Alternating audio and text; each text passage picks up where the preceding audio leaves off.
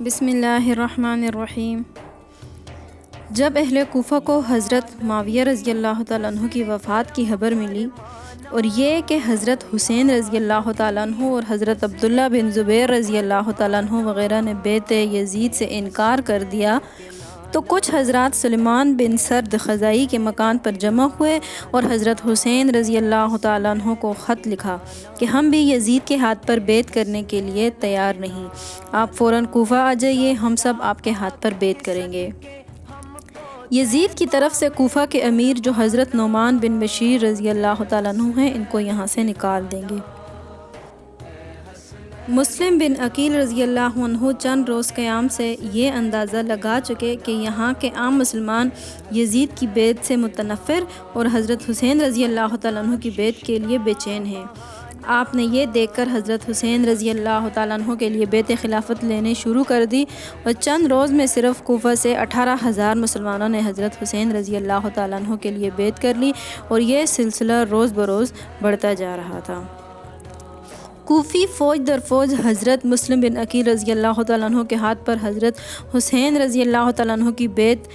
کر رہے تھے، یہاں تک کہ 80,000 کوفیوں نے حضرت مسلم کی بیعت کی۔ اس پر ایک شخص عبداللہ بن شعبہ یزیدی نے یزید کو خط لکھا، اما بعد مسلم بن عقیل کوفہ آ چکا ہے اور حضرت حسین کے کوفیوں نے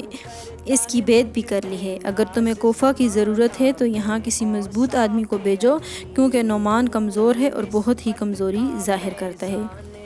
جب کچھ لوگوں کے خطوط یزید کو ملے تو یزید نے عبیداللہ بن زیاد کو بصرہ کے ساتھ کوفہ دونوں کو حاکم بنا دیا اور اس کو ایک خط لکھا کہ فوراً کوفہ پہنچ کر مسلم بن عقیل کو گرفتار کرے اور قتل کر دے یا کوفہ سے نکال دے۔ ابن زیاد کو یہ خط ملا تو فوراً کوفہ جانے کا عزم کر لیا۔ ابن زیاد نے اہل بصرہ کو جمع کر کے ایک خطبہ دیا جس میں اس نے کہا، جو شخص میری مخالفت کرے گا میں اس کے لیے ایک عذاب علیم ہوں اور جو میری موافقت کرے گا اس کے لیے راحت ہوں۔ مجھے امیر المومنین نے کوفہ جانے کا حکم دیا، میں صبح وہاں جا رہا ہوں اور اپنے بھائی عثمان بن زیاد کو بصرہ میں اپنا قائم مقام بناتا ہوں۔ میں تمہیں متنبہ کرنا چاہتا ہوں کہ اس کے حکم کی مخالفت کا دھیان کبھی دل میں نہ لانا۔ اگر مجھے کسی شخص کے متعلق خلاف کی خبر ملی تو میں اس کو بھی قتل کر دوں گا اور اس کے ولی کو بھی اور اس کے خاندان کے لیڈرز کو بھی۔ تم جانتے ہو کہ میں ابن زیاد ہوں۔ اگلے روز صبح ہی ابن زیاد نے اہل کوفہ کو جمع کر کے ایک تقریر کی جس میں کہا کہ امیر المومنین نے مجھے تمہارے شہر کا حاکم بنایا ہے، یہ حکم دیا ہے کہ تم میں جو شخص مظلوم ہو اس کے ساتھ انصاف کیا جائے اور جو اپنے حق سے محروم کر دیا گیا ہو اس کو اس کا حق دیا جائے، اور جو شخص اطاعت و فرمانبرداری کرے اس کے ساتھ اچھا سلوک کیا جائے گا، اور جو شخص سرکشی اور نافرمانی کرے یا جس کی حالت اس معاملے میں مشتبہ ہو اس پر تشدد کیا جائے۔ خوب سمجھ لو کہ میں امیر المومنین کا تابع فرمان رہ کر اس کے احکام کو ضرور نافذ کروں گا۔ میں نے ایک چند لوگوں کے لیے مہربان باپ اور اطاعت کرنے والوں کے لیے حقیقی بھائی ہوں، اور میرا کوڑا اور میری تلوار صرف ان لوگوں کے لیے ہے جو میری اطاعت سے بغاوت کریں گے اور میرے حکم کی مخالفت کریں گے۔ اب آپ لوگ اپنی جانوں پر رحم کھائیں اور بغاوت سے باز آ جائیں۔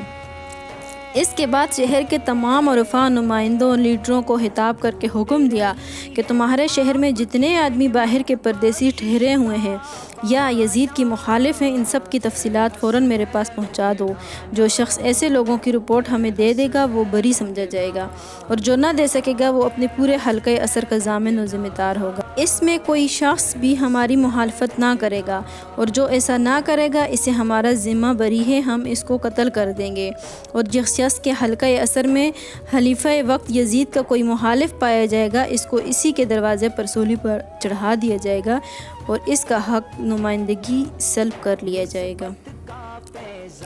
ادھر مسلم بن عقیل جو کہ مختار ابی بن عبید کے گھر میں مقیم تھے اور حضرت حسین رضی اللہ تعالیٰ عنہ کے لیے بیعت خلافت لے رہے تھے، ان کو جب ابن زیاد کی اس تقریر کا علم ہوا تو یہ خطرہ ہوا کہ اب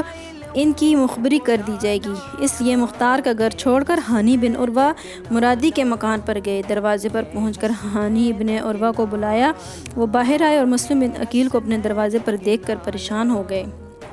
مسلم نے کہا میں تمہارے پاس پناہ لینے آیا ہوں۔ ہانی بن عروہ نے جواب دیا آپ مجھ پر بڑی مصیبت ڈال رہے ہیں، اگر آپ میرے گھر کے اندر نہ آ گئے ہوتے تو میں یہی پسند کرتا کہ آپ لوٹ جائیں، مگر اب آپ داخل ہو چکے ہیں تو میں اپنی ذمہ داری محسوس کرتا ہوں، اچھا آ جائیے۔ مسلم ان کے مکان میں روپوش ہو گئے اور کوفہ کے مسلمان ان کی خدمت میں خفیہ آتے جاتے رہے۔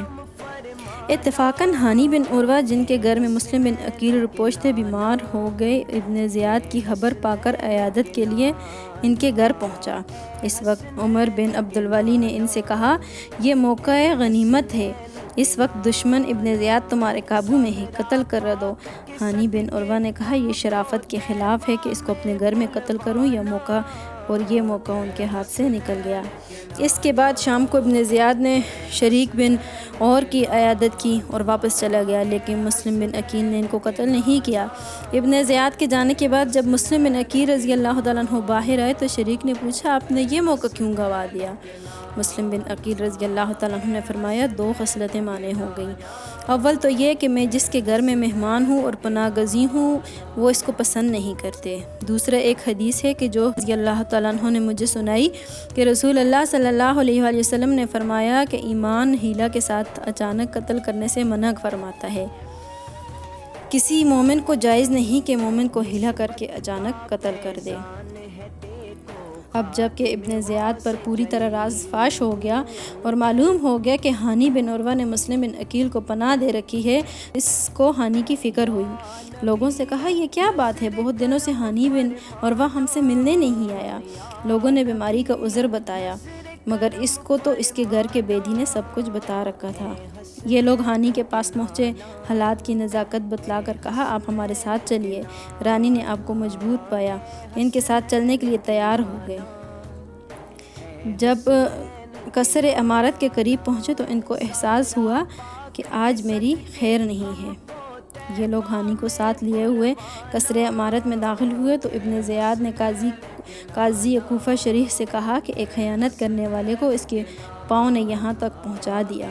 جب قریب آئے تو ابن زیاد نے یہ شعر پڑھا اریدو حیاتہ و یریدو قتلی، یعنی میں تو اس کی زندگی چاہتا ہوں اور وہ میرے قتل کے در پہ ہے۔